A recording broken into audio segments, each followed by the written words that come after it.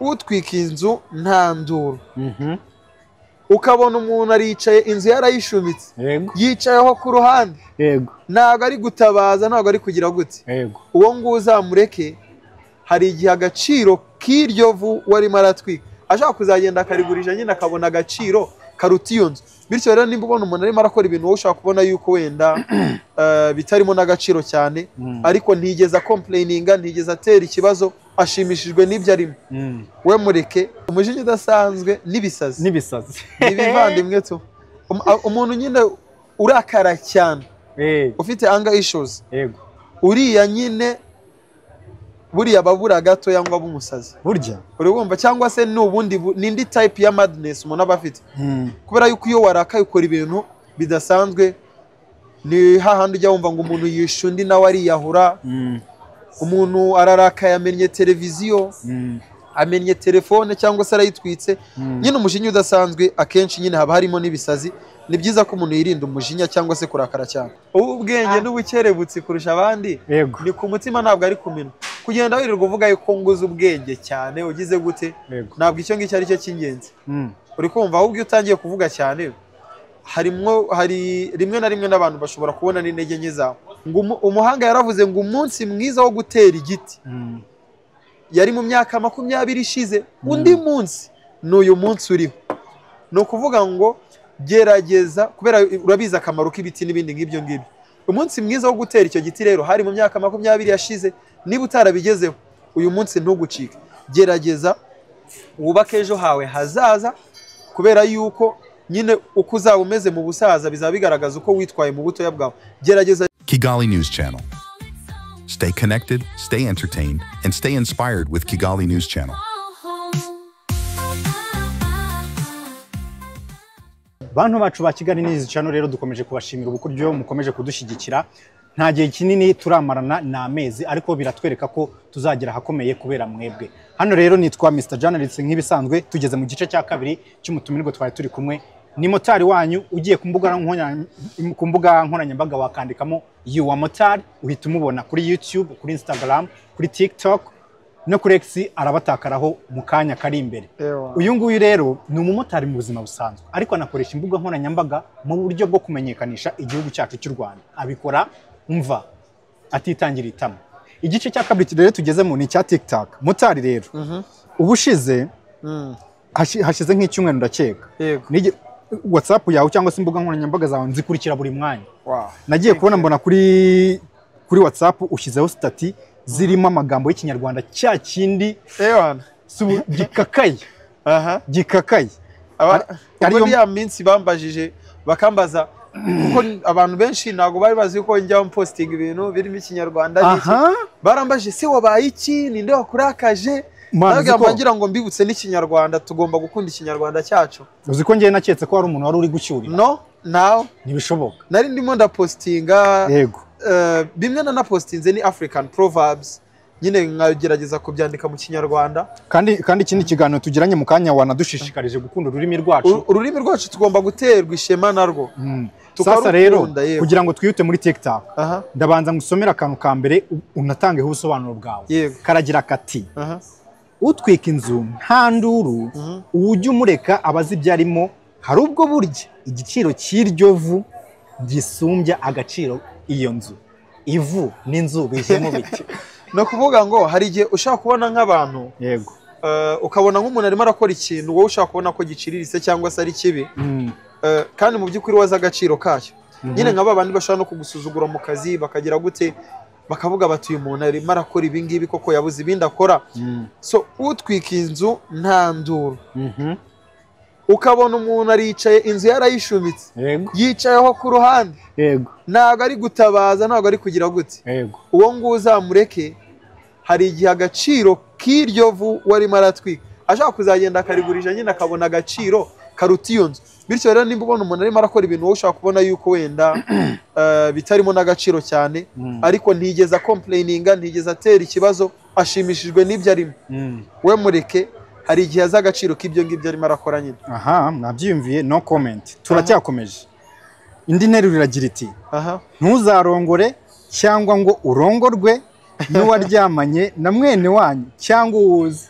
African proverb, uwo ni umugani w'Abanyafurika, ku buryo tutasangira umugore ntuzarongore cyangwa ngo urongorwe n'uwaryamanye na mwene wanyu cyangwa se umuntu uzi byaba byiza nyine ubaye utabizi ko umugabo wawe cyangwa se umugore wawe hari undi muntu bigeze bagira. Hari n'ibyo nasomaga mu gitondo bavuga bati imodoka yawe nuramuka uguze imodoka yakoze, yego sibyo, yego, uzabanza wishyura igiciro cy'ibyangijwe na nyirayo, uwari usanzwe ayifite uwo mwayiguze. Urumva ni imodoka yakoze igiye gukora bwa kabiri nyine, wowe urabanza wishyure maintenance, babanze bayitunganye, ibyapfuye babigira gute, ibintu nk'ibyo. Kandi hari igihe wa wundi mwaguze iyo modoka ashaka kubona iyo access, ashaka kuba agifite access kuri ya modoka. Icyo ni kimwe kirashoboka. Ashobora no kuzajya agenda yirahira abantu, akabirahira nyine uko imodoka yayikoreshaga, uko yayitwaraga n'ibindi nk'ibyo ngibyo. So byaba byiza rero wiguriye imodoka nshyashya cyangwa se ukaba uretse gatoya. Reka twihute. Umujinya udasanzwe n'ibisazi ni ibivandimwe. Umujinya udasanzwe n'ibisazi ni ibivandimwe tu. Umuntu nyine urakara cyane, ufite anger issues, yego, uriya nyine buriya babura gatoya ngo abe umusazi burya, urumva, cyangwa se n'ubundi n'indi type ya madness umuntu aba afite. Kubera yuko iyo warakaye ukora ibintu bidasanzwe, ni hahandi ujya wumva ngo umuntu yishe undi nawe ariyahura, umuntu ararakaye amennye televiziyo, amennye telefone cyangwa se arayitwitse. Nyine umujinya udasanzwe akenshi nyine haba harimo n'ibisazi. Ni byiza ko umuntu yirinda umujinya cyangwa se kurakara cyane. Thank you. Turacyakomeje. Uwubaha umuruta aba yicira inzira imugeza mu bukure nawe ubwe. Ubaha umuruta aba yicira nyine inzira imugeza mu bukure. No kuvuga ngo wowe ibyo ukorera abakuruta, umenye yuko nawe urimo uragenda ukura. Yego. Sibyo? Yego. Ibyo uko wubahaga bakurutaga, umenye yuko nawe bizagukurikirana. So nuramuka nawe ukuze, abatoya bazajya bakubaha nk'uko nguko. So nimba ubishaka ubaha abakuruta, ubwo nawe uzubahwe mu gihe cy'ubukure, cyangwa se ubasuzugure nawe nyine bizakugendekere nk'uko nguko. Turacyakomeje n'imigani ya Mutari. Isazi ishyira intare mu bibazo. Isazi ishyira intare mu bibazo intare itabasha kwishyiramo. Ibyo birihishe cyane none. Ni ukuvuga ngo subona intare se n'isazi. Yego. Isazi ishobora kuza igatesha umutwe iki intare. Ntabwo ariko nyine mu mbaraga zawe n'iki, buri kantu kose gashobora kuza nawe ukagira gute, uhita ukarwanya, ugira gute ibintu nk'ibyo ngibyo, kubera yuko hari igihe bimwe na bimwe uba utabifitiye ubushobozi. So birashoboka rero yuko akantu gatoya ka kantu ushobora gusuzugura kagushyira mu bibazo wowe utabasha kugashyiramo. So we better be careful. Ugomba kwitonda nyine ukirinda izo sazi, ukagira gute kugira ngo zitazagushyira mu bibazo, kandi wowe wenda udashobora kuba wagira icyo wazitwara nubwo bwose uri umunyantege. Nutaba umusozi ibyo ntacyo uzisunga undi.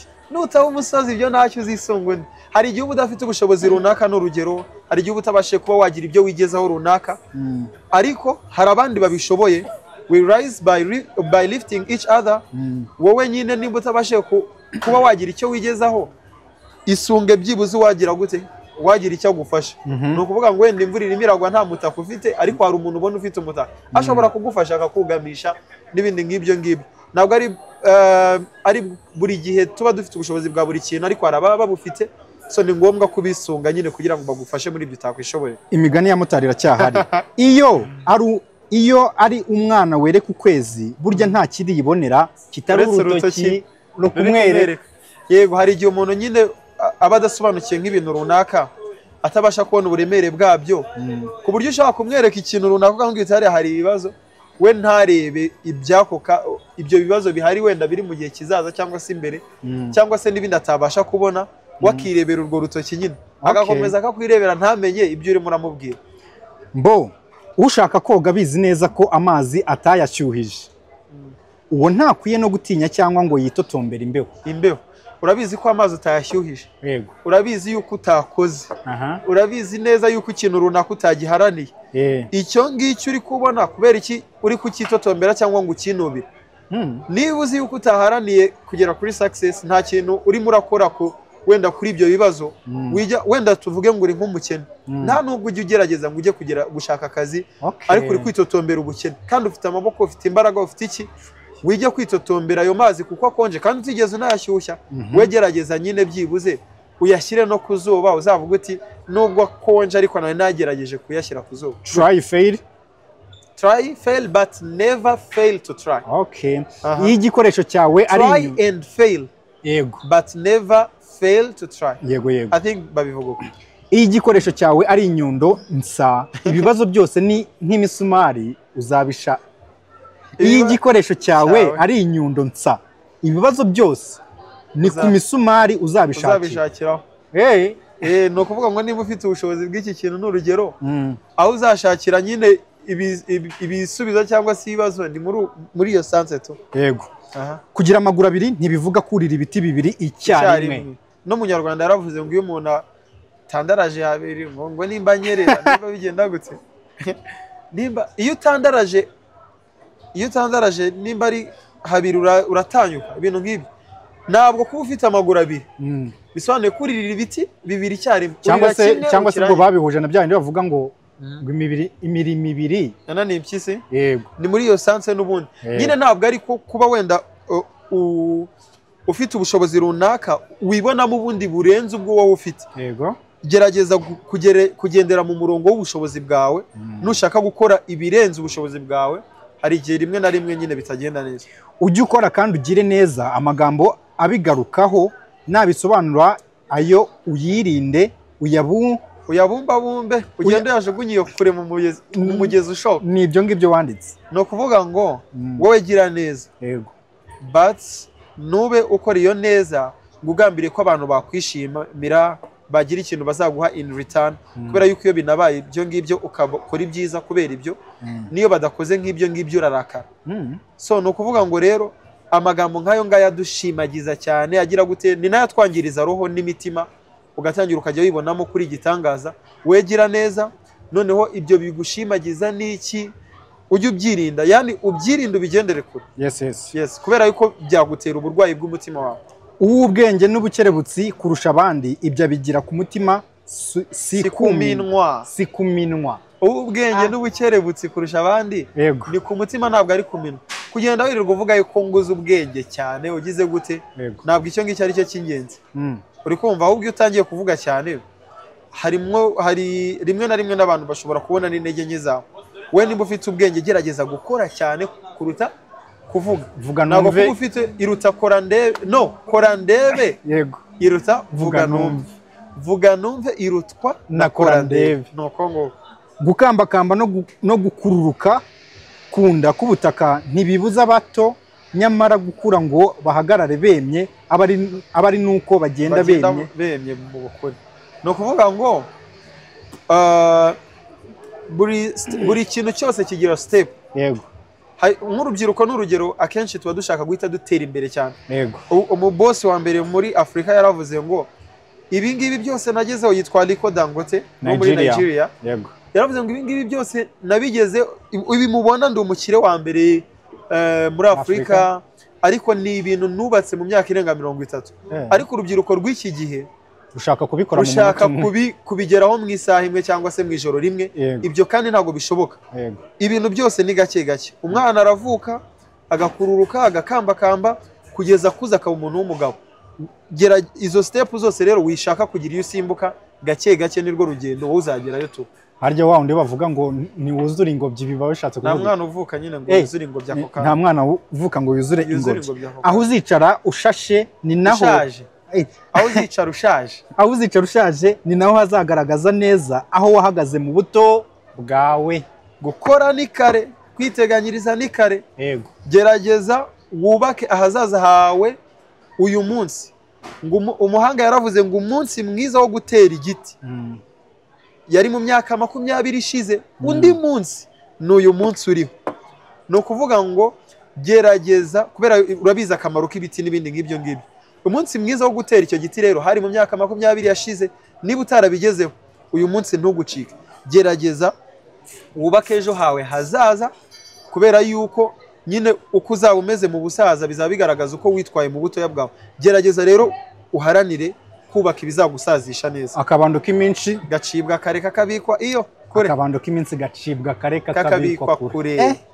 Inkoko izikura aha ntiburara. Ntabwo iburara nduguyango.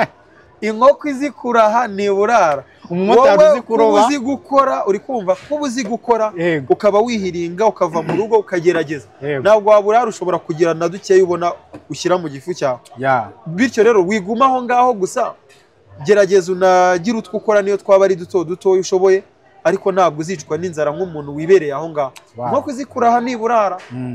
Nta uvuka ari igitangaza. Abibitangaza bahinduka uko mu ijoro abandi basinziriye. Ya majoro ushobora kurara igihe abandi barangaye, uri kumva?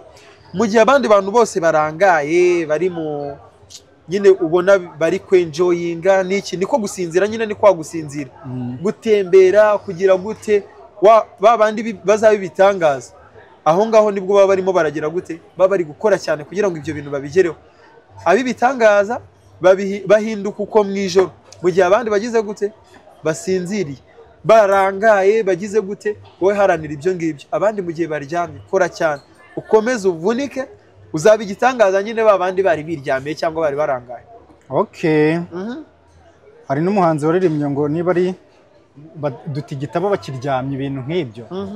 Nyine abantu, wowe igihe ujye ufatirana ariya mahirwe abantu ubona barangaye, ngo twavuye ibyuya batureba, dutigita bo bakiryamye, iyi mihanda iradukanda, none bari kuvuga ngo nkwe ibiryo bihiye nta muhanga wo kubirya, ababonetse bose babirya, babigenza uko babirya. Ibi bimeze neza se nyine ninde utabasha kubibamo? Buri wese yagira gute, yaza akabibamo ibiryo byiza, yaza akabirya. Nta muhanga wo kurya cyangwa se wo kwenjoyinga ibyiza, buri wese yaza akenjoyinga nk'aya mahoro igihugu cyacu gifite. Abantu bashobora kugira gute, bashobora kuza bakayenjoyinga, buri wese ubonetse yaza akayenjoyinga. Kandi byaravuye ibindi biba byaravunitse, uwo mutetsi uwo nguba waravunitse kugira ngo ibyo ngibyo bigerweho, n'ubu zizo mvune. Ariko nyine kwenjoyinga ibyiza buri wese yabishobora. Ninde tutabasha kwishimira ibyiza byagezweho? Udakora ntakarye rero. Tugomba gukora tukabiharanira, kubera yuko nyine ibyiza byo bibaye bihari buri wese yabyenjoye. N'intare ubwayo nyir'ishyamba burya itinya kandi ikirinda isazi. Birajya gusa nka bya bindi twavugaga nyine. Bya bindi ubona utabasha, nubwo waba ufite imbaraga, bya bindi ubona utabasha guhita ugira icyo ukoraho ako kanya, byo byirinda nta kibazo kugira ngo ubuzima bwikomere. Utwaye agatebo k'amagi ntabyina, kandi uwo ntasimbuka. Uzi ko hari ibintu byinshi uri guharanira bikuvuna n'iki, uri kumva? Nurangiza urimo urajya gusamara cyangwa se kujya gukora ibishobora kuba byagira gute, byatuma bya bindi byawe byose ufite byangirika, ngo ubuto buravuna. Urumva rero, niba wikoreye agatebo k'amagi, ugerageza kwigengesera. Niba hari ibyo ufite ugomba kurinda, ugomba guharanira, irinde ibyo byose nyine bishobora gutuma ibyo byawe byangirika. Ukamera nk'utwaye amagi, amata ukayamenasha, ukagenda witwaye neza nyine kugira ngo utazayamena. Birakwiye gukina mu buto, ariko gutinda harira mu busaza. Ko mbona ari ibyo byonyine. Birakwiye gukina mu buto, ariko gutinda aho gutinda harira mu busaza. Mana yanjye gutinda. Buriya gukena sibyo? Yego. Kuba wakena ukavuka usanga iwanyu bakennye ntabwo ari ikibazo, kuko nyine nta ruhare wabigizemo ntacyo. Ariko mu mbaraga zawe uzakora icyo ushoboye kugira ngo mu busaza bwawe uzaba utari umukene. Bizange wagerageje ibishoboka, kubera yuko ubukene bwo mu busaza buraryana. Kandi wari ufite amahirwe yose ashoboka yo kuba wakora cyane, byibuze ngo bizange wagerageje. Ariko Imana nawe iyo ibonye yuko ufite umuhate nawe igutera inkunga. Gerageza nubwo waba waravutse uri umukene, ariko uzaharanire yuko imvune wagize abana bawe batazahura nk'izo ngizo. Iyo urushinge ruguye mu cyobo, benshi bahurura bajya kurushaka, ariko nanone si benshi bakishoramo ngo baruvanemo barutware. Urabyumva? no kuvuga ngo hashobora kuba habaho nk'ikibazo runaka uri kumva abantu benshi bakareba byagenze gute ariko ntabwo ariko buri wese akishoramo cyane rwose ubwo ngubwo no kuvuga ngo bisaba babandi babanyantege uri kumva kugira ngo abe yavuga ati mfashe izo risk biri kumvikana kandi bigasaba n'ubwenge no gushishoza kugira ngo nyine utazajyamo ugasanga kugaruka bikugoye bisaba nyine ubwenge ukavuga ngo iki kintu nyishoremo cyangwa nyireke gutyo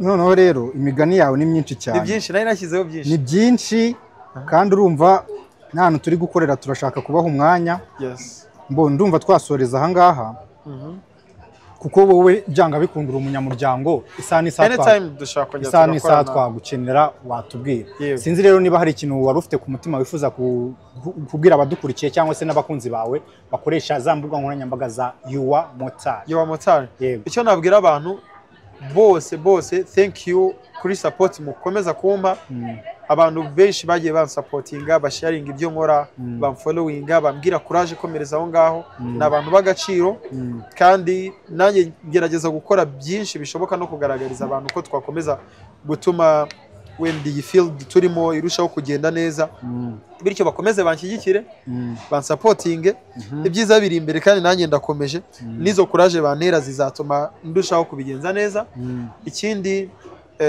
nababwira no ko mbakunda dukomeze twese dufatikanye buri wese mu bushobozi bwe buri wese mu cyakora agerageze gutuma igihugu cyacu kiba igihugu cyiza abantu bose birahira kandi bifuza kuza kureba kandi bakore subscribe kuri Kigali News Channel turabakunda cyane kandi nakagaruka vuba nzagaruka thank you turabashimiye abantu bacu ibihe byiza Kigali News Channel.